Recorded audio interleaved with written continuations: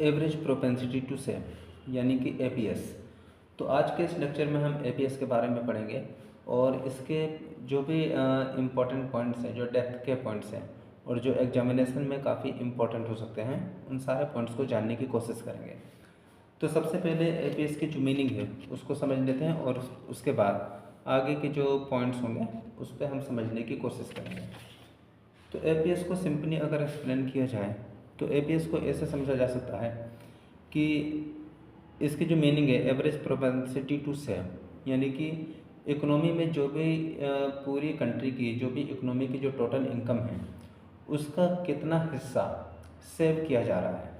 यानी कि एपीएस ये बताता है कि इकोनॉमी की जो भी इनकम है उसके कितने प्रोपोर्शन को जो इकोनॉमी में सेव किया जा रहा है, यानी कि लोगों से सेव कर रहा है। तो इसका जो फॉर्मूला है APS is equal to S upon Y, जहाँ पे एस का मतलब सेविंग्स है और वाई मीन्स इनकम, इनकम यानी कि नेशनल इनकम। इसको एक छोटे से एग्जाम्पल से समझ लेते हैं। सपोज कीजिए किसी कंट्री की जो नेशनल इनकम है वो 100 रुपीज़ है और इस पूरी इकोनॉमी में जो कंजप्शन पे खर्चा हो रहा है, कंजप्शन पे सपोज करिए कि 70 रुपये खर्च हो रहे हैं, तो पूरी इकोनॉमी की जो टोटल इनकम है वो 100 रुपये है और 100 रुपये में से 70 रुपये पूरी इकोनॉमी में कंजप्शन पे खर्च हो रहे हैं। तो 100 रुपये में से 70 रुपये खर्च करने के बाद जो बचत हुई सेविंग वो हमारी 30 रुपीज़ की हुई। तो 100 रुपये में से 70 रुपये खर्च कर देंगे तो बाकी 30 रुपये बच जाएंगे। तो अब यहाँ पे इस सेविंग को अगर हम इनकम से कनेक्ट करना चाहें तो इससे ये पता चलता है कि पूरी इकोनॉमी की 100 रुपये की इनकम में फाइनली 30 रुपये की जो सेविंग है वो हो रही है। तो इसको अगर हम देखें कि ये जो सेविंग है वो इनकम के कितने परसेंटेज है या कितना हिस्सा है, तो ये एपीएस से कैलकुलेट हो जाएगा। एपीएस का जो फॉर्मूला होता है एस अपॉन वाई बराबर 30/100 बराबर 0.30, यानी कि 0.30 का मतलब है कि इकोनॉमी की जो भी इनकम है उसका 30% हिस्सा सेव किया जा रहा है। तो एपीएस हमें ये बता देता है। अब इस एपीएस की जो बेसिक कॉन्सेप्ट है इसको समझने के बाद इसको एग्जामिनेशन पॉइंट ऑफ व्यू से हम इसको कैलकुलेट कैसे करेंगे और उसके अंदर इसकी वैल्यूज को लेके और अदर इम्पोर्टेंट पॉइंट्स क्या है और इसका ग्राफ किस तरीके से बनेगा, इन सारी चीज़ों को हम यहाँ पे समझ लेते हैं। तो एपीएस की कैलकुलेशन को समझने के लिए हम यहाँ पे एक एपीएस शेड्यूल बनाएंगे जिसमें दो डाटा को हम एज्यूम करके चल रहे हैं। हम इसमें ये एग्जाम्पल में हम ये एज्यूम करके चल रहे हैं कि जो ऑटोनोमस कंजप्शन है वो हमारा 40 है और जो एमपीसी है यानी कि मार्जिनल प्रोपेंसिटी टू कंज्यूम ये हमारा 0.8 है। तो इस कंडीशन में हमारी सेविंग किस तरीके से कैलकुलेट होगी और हम एपीएस कैसे कैलकुलेट करेंगे, इसको हम इस टेबल से समझते हैं। तो इसमें हम जैसे हमने यहाँ पे इनकम को लिया है और हम कंजप्शन कैलकुलेट करेंगे। कंजप्शन फंक्शन हमारा क्या होता है, सी बराबर सी बार प्लस बी वाई। इसे कंजप्शन फंक्शन वाले जो टॉपिक था, जो लेक्चर था, उसमें मैंने आपको समझाया था। इनकम में से कंजप्शन को माइनस कर देंगे तो हमारी सेविंग आ जाएगी और उसके बाद हम एपीएस कैलकुलेट कर लेंगे। तो इनकम के हम यहाँ पे कुछ लेवल्स को ले लेते हैं, जैसे 0, 100, 200, 300 और 400। तो इनकम के हर लेवल पे हमारा कंजप्शन कितना होगा वो हम इस फॉर्मूले से कैलकुलेट करते हैं। जैसे ऑटोनोमस कंजप्शन सी बार हमारा 40 है प्लस बी वाई, बी हमारा 0.8 है इंटू वाई यानी कि इनकम, इनकम यहाँ पे 0 है। तो इस तरीके से सर अगर हम कैलकुलेट करें तो हमारा जो कंजप्शन है वो 40 निकल के आएगा। इसी हिसाब से 100 रुपये की इनकम पे जो हमारा कंजप्शन होगा 0 प्लस 40 प्लस 0.8 इंटू 100 बराबर 120। 200 रुपये की इनकम पे जो कंजप्शन होगा 40 प्लस 0.8 इंटू 200 बराबर 200। 300 रुपये की इनकम पे कंजप्शन होगा हमारा 40 प्लस 0.8 इंटू 300 बराबर 280। और 400 रुपये की इनकम पे जो कंजप्शन है 40 प्लस 0.8 इंटू 400 बराबर 360। अब ये हमारे इनकम है, इनकम मतलब इकोनॉमी की जो इनकम है और ये कंजप्शन है हर लेवल की इनकम पे। तो इनकम में से अगर कंजप्शन को माइनस कर दिया जाए तो हमारी सेविंग आ जाएगी। तो सेविंग को अगर हम कैलकुलेट करें तो 0 में से 40 को माइनस करेंगे तो माइनस का 40 100 में से 120 को माइनस करेंगे तो माइनस का 20, 200 में से 200 माइनस करेंगे तो 0, 300 में से 280 माइनस करेंगे तो प्लस का 20, और 400 में से 360 को माइनस करेंगे तो प्लस का 40। ये हमारी सेविंग्स आती हैं। इसके आधार पर हम एपीएस कैलकुलेट कर सकते हैं। एपीएस कैसे कैलकुलेट होगा? सेविंग में इनकम खुद से डिवाइड करके। तो सेविंग हमारी ये है और इनकम्स हमारे ये हैं, तो सेविंग में इनकम से डिवाइड कर दीजिए। तो जैसे -40 में अगर हम 0 से डिवाइड करें तो ये इन्फिनिटी आता है। -20 हमारी सेविंग है और हमारी इनकम है 100, तो ये आता है आपका माइनस का 0.2। 0 में अगर 200 से डिवाइड करें तो ये आएगा 0। 20 में अगर हम 300 से डिवाइड करें तो ये हमारा आता है 0.07, और अगर 40 में हम 400 से डिवाइड करें तो ये आएगा हमारा 0.10। तो इस तरीके से हमारा जो एपीएस है वो हमारा कैलकुलेट हो सकता है। अब हम इसकी वैल्यू की बात करते हैं कि इसकी वैल्यू को लेके कौन कौन से जो इम्पोर्टेंट पॉइंट हैं वो हमें ध्यान रखने हैं। अगर इस टेबल में इस इन्फिनिटी वाले पॉइंट को, वैल्यू को अगर हम थोड़ी देर के लिए छोड़ दें और इन वैल्यूज़ पे कंसंट्रेट करें और इन सारी वैल्यूज़ को अगर हम 0 से कंपेयर करें तो ये पता चलता है कि जो एपीसी है उसकी वैल्यू 0 भी हो सकती है, और इसके आगे देखें तो 0.07, 0.10, यानी कि यहाँ से यहाँ तक जो एपीसी की वैल्यू है वो मोर देन 0 है। और इससे ऊपर देखें तो माइनस का 0.2 आ रहा था, तो माइनस की वैल्यू यानी कि 0 से छोटी वैल्यू है, यानी यहाँ पे जो एपीएस है वो लेस देन 0 है। यानी कि एपीएस की वैल्यू हमारी 0 से कम भी हो सकती है, 0 के बराबर भी हो सकती है, और 0 से ज़्यादा भी हो सकती है। अब 0 से ज़्यादा में भी कुछ कंडीशंस हैं, इसे मैं थोड़ी देर बाद समझाऊंगा। पहले हम इस टेबल को समझ लेते हैं। अगर 0 से कम की बात करी जाए तो कोई वैल्यू अगर 0 से कम है यानी कि वो निगेटिव होगी, यानी कि यहाँ पे एपीएस जो है वो हमारा निगेटिव है, इसकी वैल्यू निगेटिव है। और अगर कोई वैल्यू हमारी 0 से ज़्यादा आ रही है यानी कि वो पॉजिटिव है, तो इसी को दूसरे वे में देखें तो इसकी वैल्यू हमारी पॉजिटिव आ रही है। इसका मतलब है कि अगर एग्जामिनेशन में क्वेश्चन आता है कि एपीएस की वैल्यू 0 भी हो सकती है, पॉजिटिव भी हो सकती है, निगेटिव भी हो सकती है, और ऑल ऑफ दीज, तो आपको ऑल ऑफ दीज पे ऑप्शन टिक करना है, क्योंकि एपीसी की वैल्यू निगेटिव, पॉजिटिव और 0 ये तीनों ही पॉसिबल है। बस पॉजिटिव में कुछ कंडीशंस हमारी आगे लग जाती हैं, उसको मैं अभी समझाऊंगा आपको। और साथ ही साथ अगर ऊपर वाली वैल्यू को देखा जाए तो एपीएस हमारा इन्फिनिटी के बराबर भी हो सकता है। तो इस हिसाब से एपीएस को देखें तो एपीएस की कुछ वैल्यूज़ हैं, निगेटिव, पॉजिटिव, 0 और इन्फिनिटी। लेकिन पॉजिटिव के अंदर हमारी कुछ कंडीशंस हैं, उस कंडीशन को मैं भी आपको समझाता हूँ। और दूसरी चीज़ हमें क्या ध्यान रखनी है कि जैसे जैसे इनकम हमारी बढ़ रही, 0, 100, 200, 300, 400, वैसे वैसे एपीएस भी हमारा बढ़ रहा है। यानी माइनस में था, फिर 0, फिर 0.07, फिर 0.10। तो इनकम बढ़ने के साथ साथ एपीएस हमारा इंक्रीज होता है। यानी कि इनकम और एपीएस में एक पॉजिटिव रिलेशन होगा। अगर इनकम बढ़ेगी तो एपीएस भी बढ़ेगा, और इनकम अगर कम होगी तो एपीएस भी हमारा कम होता हुआ चला जाएगा। अब आइए इसकी जो पॉजिटिव वैल्यू में कुछ कंडीशंस है पहले उसको समझ लेते हैं, फिर उसके आगे हम ग्राफ वगैरह को समझेंगे। तो यहाँ से जो चीज़ समझ में आई एपीएस की वैल्यू को लेके कि एपीएस की जो वैल्यू है वो आपकी 0 से कम भी हो सकती है, 0 के बराबर भी हो सकती है, और 0 से ज़्यादा भी हो सकती है। लेकिन 0 से ज़्यादा में कंडीशन है। अब 0 से ज़्यादा कितनी? अब 0 से ज़्यादा तो अगर हम देखें तो 0.5 भी हमारा 0 से ज़्यादा है, और 1.5 भी 0 से ज़्यादा है, और 1 भी हमारा 0 से ज़्यादा है। तो यहाँ पे एक क्वेश्चन आता है कि अगर पॉजिटिव की ही बात करें, ये सभी हमारी पॉजिटिव वैल्यूज हैं, तो क्या एपीएस हमारा 1 के बराबर हो सकता है, या क्या एपीएस हमारा 1 से ज़्यादा भी जा सकता है? इस पर क्वेश्चन मार्क है। इन्हीं दो पॉइंट्स को आपको समझना है कि क्या एपीएस की वैल्यू 1 से ज़्यादा पॉसिबल है, या वो 1 के बराबर हो सकती है कि नहीं हो सकती, इसको हमें समझना है। अब एपीएस का फॉर्मूला क्या होता है? एपीएस होता है सेविंग अपॉन इनकम। तो सेविंग पे हमें समझना पड़ेगा कि सेविंग की वैल्यू कितनी हो सकती है।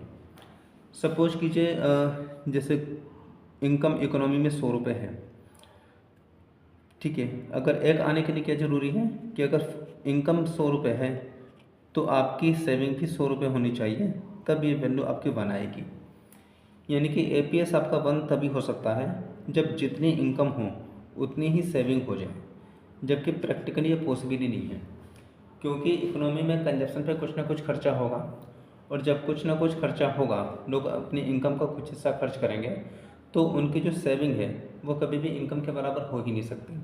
जैसे अगर इनकम की बात करें, इनकम सपोज कीजिए 100 रुपये है, और कंजप्शन के बारे में हमने क्या पढ़ा है कि कंजप्शन कभी भी जीरो नहीं हो सकता। ऑटोनोमस कंजप्शन के भी बारे में हमने पढ़ा था कि अगर इनकम जीरो हो भी जाए तो भी कंजप्शन हमारा जीरो नहीं हो सकता, कंजप्शन हमारा कुछ ना कुछ रहेगा। तो सेविंग का आपका 100 होने के लिए क्या ज़रूरी है कि सेविंग आपकी 100 तभी हो सकती है जबकि कंजप्शन जीरो हो जाए। यानी कि 100 रुपये की इनकम में से हमने कुछ भी खर्च नहीं किया, जिसकी वजह से सारे के सारे पैसे हमारे बच गए, जबकि ये प्रैक्टिकली पॉसिबल ही नहीं है कि कंजप्शन आपका जीरो हो जाए, और किसी भी इकोनॉमी में कंजप्शन कभी भी जीरो होता ही नहीं है। इसलिए जब कंजप्शन कभी जीरो नहीं होगा तो जो सेविंग है वो कभी भी इनकम के बराबर होगी ही नहीं, और जब सेविंग इनकम के बराबर होगी ही नहीं तो फिर आपका जो सेविंग है, जो फॉर्मूला है आपका S/Y, तो जितनी इनकम है आपकी सेविंग इसके बराबर आपकी जा ही नहीं सकती, क्योंकि आपकी MPS एक आने के लिए ये ज़रूरी है कि जितनी इनकम हो उतनी ही सेविंग होनी चाहिए, और आपकी सेविंग कभी भी इनकम के बराबर हो ही नहीं सकती, क्योंकि इकोनॉमी में कंजप्शन कभी जीरो नहीं हो सकता, कि चूँकि कंजप्शन जीरो नहीं होगा तो सेविंग आपकी इनकम के बराबर होगी नहीं। सपोज कीजिए इनकम आपकी 100 रुपये है और कंजप्शन आपका चूँकि जीरो नहीं हो सकता, हम इसे मिनिमम फॉर एग्जांपल 10 रुपीज़ भी मांग लें, तो सेविंग आपका 100 रुपये में से 10 रुपये खर्च करने के बाद सेविंग आपकी 90 रुपये हो जाएगी। तो एपीएस कैलकुलेट करें अगर हम S/Y से, तो ये 90/100 बराबर 0.9 आ जाएगा। यानी आपकी जो एपीएस है वो कभी भी 1 के बराबर जा ही नहीं सकती। ठीक है। सेकंड थिंग कि क्या एपीएस हमारा 1 से ज़्यादा हो सकता है? तो जब एपीएस आपकी एक तक भी नहीं जा सकती तो वह 1 से ज़्यादा कैसे हो सकता है? यानी कि ये कैसे पॉसिबल है कि इनकम 100 रुपये हो और हमारी सेविंग 150 रुपये हो जाए? जितनी इनकम है हम मैक्सिमम उतना ही सेव कर सकते हैं, उससे ज़्यादा हम सेव कर ही नहीं सकते।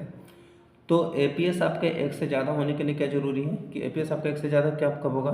जब S/Y आपका एपीएस का जो फॉर्मूला है उसमें ऊपर की वैल्यू आपकी ज़्यादा हो जाए, नीचे की वैल्यू कम हो। यानी इनकम आपकी 100 रुपये है और जो सेविंग है वो 100 रुपये से ज़्यादा हो जाए 150, तब ये 1.5 आ जाएगा। तो 1 से ज़्यादा वैल्यू आने के लिए आपके सेविंग आपकी इनकम से ज़्यादा होनी चाहिए, और इनकम से ज़्यादा सेविंग ये प्रैक्टिकली पॉसिबल ही नहीं है, क्योंकि अगर आपकी इनकम 100 रुपये है तो आप ज़्यादा से ज़्यादा 100 रुपये ही बचा पाएंगे, उससे ज़्यादा बचा ही नहीं पाएंगे। तो इनकम से ज़्यादा तो सेविंग हो ही नहीं सकती। ठीक है। यानी कि इकोनॉमी में जितनी इनकम है उससे ज़्यादा इकोनॉमी में कभी सेविंग हो ही नहीं सकती। इसलिए जो एपीएस है वो कभी भी ना तो 1 के बराबर होगा और ना कभी भी 1 से ज़्यादा होगा। इसलिए एपीएस के बराबर में जो कंक्लूजन हमारा निकल के आता है वो क्या है इसकी वैल्यूज़ को लेके, कि एपीएस हमारा 0 से कम हो सकता है, एपीएस हमारा 0 के बराबर हो सकता है, एपीएस हमारा 0 से बड़ा हो सकता है, लेकिन कभी भी ये ना तो 1 के बराबर होगा और ना ही 1 से ज़्यादा होगा। 1 से ज़्यादा भी नहीं हो सकता और 1 के बराबर भी नहीं हो सकता। ठीक है। एपीएस लेस देन का मतलब कि जो एपीएस है वो आपका नेगेटिव हो सकता है, और एपीएस मोर देन 0 का मतलब कि जो एपीएस की वैल्यू है वो पॉजिटिव हो सकती है। यानी एपीएस 0 से ऊपर बढ़ना तो चालू करेगा, लेकिन वो बढ़ते बढ़ते कभी भी 1 पे नहीं पहुंचेगा, और ना ही वो 1 से ज़्यादा होगा, वो 1 से कम ही रहेगा। अगर पॉजिटिव की तरफ जाता भी है, अगर 0 से बढ़ना चालू भी करता है तो 0 से बढ़ते समय भी वो 1 पे कभी नहीं पहुंचेगा, ना वो 1 से ज़्यादा होगा, यानी कि वो पॉजिटिव में भी 1 से कम ही रहेगा। ठीक है। साथ ही साथ हमने क्या समझा कि एपीएस की जो वैल्यू है वो आपकी इन्फिनिटी हो सकती है। ठीक है। दूसरी चीज़ आपको क्या ध्यान रखनी है एग्जामिनेशन में कि एपीएस कभी भी 1 के बराबर नहीं हो सकता और एपीएस कभी भी मोर देन 1 नहीं हो सकता। तीसरी चीज़ हमने क्या समझी है कि जैसे इनकम है और एपीएस है, दोनों में पॉजिटिव रिलेशन है। इनकम बढ़ेगी तो एपीएस भी बढ़ेगा और इनकम कम होगी तो एपीएस भी कम होगा। तो ये जो पॉइंट्स हैं इनको आपको ध्यान में रखना है, ये आपके इम्पोर्टेंट पॉइंट्स हैं एपीएस के बारे में कि एपीएस की वैल्यू क्या पॉसिबल है। तो एपीएस के वैल्यू को लेकर अगर कोई एमसीक्यू बनाया जाता है एग्जामिनेशन में, तो इस वैल्यूज ये जो इंफॉर्मेशन है इससे बाहर आपका एपीएस की वैल्यू को लेकर बनाया गया क्वेश्चन, इससे बाहर जाएगा ही नहीं, क्योंकि ये सारी पॉसिबिलिटीज है जो एपीएस की वैल्यू के बारे में हो सकती है। अब इतनी सारी चीज़ों को समझने के बाद हम एपीएस के डायग्राम को देख लेते हैं कि एपीएस का डायग्राम किस तरीके से बनेगा। ये हमारा एक्स एक्सिस है, ये वाई एक्सिस है, इधर हम इनकम को लेंगे और इधर हम सेविंग्स को लेंगे। तो इधर आपकी आ जाएगी इनकम और इधर आपकी आ जाएगी सेविंग्स। जो एपीएस शेड्यूल के बारे में आपको बताया था, एपीएस शेड्यूल में एक चीज़ आपको समझनी है कि एपीएस शेड्यूल में यहाँ पर एपीएस आपका जीरो हो गया, यानी कि सेविंग यहाँ पे आपकी जीरो हो गई। तो आपकी 200 रुपये की इनकम पे सेविंग हमारी जीरो आ रही थी। तो जहाँ भी इकोनॉमी में सेविंग जीरो पे पहुँच जाए, सेविंग जहाँ पे जीरो होती है उसको बोला जाता है बीईपी पॉइंट, यानी कि ब्रेक इवन पॉइंट। तो अगर क्वेश्चन आता है कि बीईपी किस पॉइंट पर हो सकता है, तो सीधे सीधे आपको आंसर देना है कि बीईपी वहाँ पे होगा जहाँ पे सेविंग हमारी जीरो होगी। तो इस पॉइंट को आपको ध्यान में रखना है और उसको हम ग्राफ पे मेंशन कर देंगे कि बीईपी का पॉइंट हमारा ग्राफ पे कहाँ पे आता है। तो आइए इसका ग्राफ हम देख लेते हैं। अगर ग्राफ को देखें तो सेविंग फंक्शन हमने ड्रॉ किया था, जो सेविंग फंक्शन वाला लेक्चर था उसमें सेविंग फंक्शन कैसे ड्रॉ किया जाएगा उसको मैंने बताया था। तो उसमें ये बताया था कि जो सेविंग फंक्शन है वो आपका निगेटिव से चालू होगा, क्योंकि एपीएस शेड्यूल में हमने क्या देखा था कि हमारी जो सेविंग है वो माइनस में भी जा सकती है, जीरो भी, और जीरो से ऊपर भी जा सकती है। तो इसीलिए हमारा जो सेविंग फंक्शन था उसको हम स्टैंडर्ड वे में इस तरीके से ड्रॉ करते हैं। सबसे पहले आपको सेविंग फंक्शन इस तरीके से एक लाइन ड्रॉ कर देनी है। ये आपका सेविंग फंक्शन हुआ, ठीक है। इस सेविंग फंक्शन में ये जो शेडेड एरिया है जीरो से नीचे, ये माइनस में जा रहा है, यानी कि ये जो हिस्सा है ये डिस सेविंग को दिखा रहा है। अब यहाँ पे आपको जो ग्राफ बनाना है वो एपीएस का बनाना है। एपीएस में हम क्या शो करते हैं, एपीएस बराबर एस अपॉन वाई, यानी कि इनकम का कितना हिस्सा हमारा सेव किया जा रहा है। तो ये जो इनकम है, इस इनकम में कोई भी एक पॉइंट ले लीजिए, सपोज कि जब वाई पॉइंट ले लेते हैं और इस पे हम सेविंग जो एपीएस है उसको कैलकुलेट करते हैं, तो हमें ये देखना पड़ेगा कि ओ वाई इनकम पे हमारी सेविंग कितनी है। तो ये कैसे फाइंड आउट करेंगे, इसके लिए यहाँ पे एक लाइन ड्रॉ करिए आप।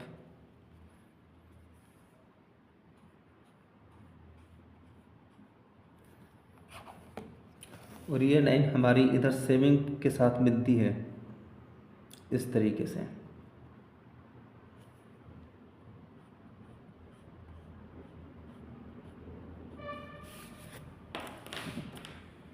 तो ये ए पॉइंट है और सपोज कीजिए कि ये हमारा एम पॉइंट है।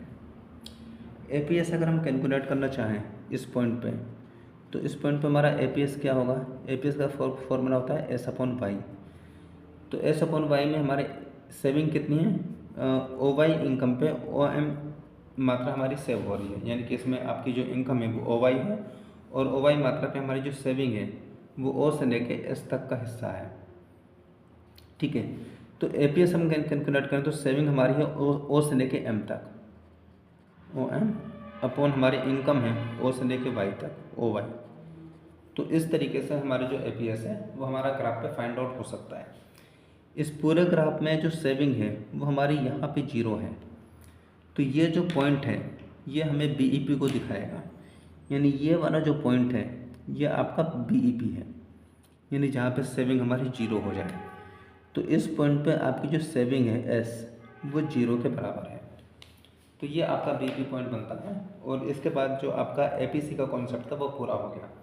तो एपीसी के कॉन्सेप्ट में हमने क्या क्या चीज़ें समझी, सबसे पहले एपीएस की मीनिंग को हमने समझा, उसके बाद एपीएस को कैलकुलेट कैसे किया जाएगा इसके हमने एपीएस शेड्यूल के बारे में समझा कि एपीएस शेड्यूल से कैसे हम कैलकुलेट करेंगे। उसके बाद एपीएस की वैल्यूज को लेकर हमने समझा कि एपीएस की वैल्यूज हमारी क्या क्या हो सकती हैं, और उसके बाद जो एपीएस है उसको ग्राफ पे किस तरीके से बनाया जाएगा, किस तरीके से शो किया जाएगा, हमने इस ग्राफ को समझा। तो इस ग्राफ के साथ ही आपका एपीएस का जो कॉन्सेप्ट है वो पूरा होता है। अब अगले लेक्चर में आपको जो मार्जिनल प्रोपेंसिटी टू सेव है एमपीएस उसके बारे में बताऊंगा।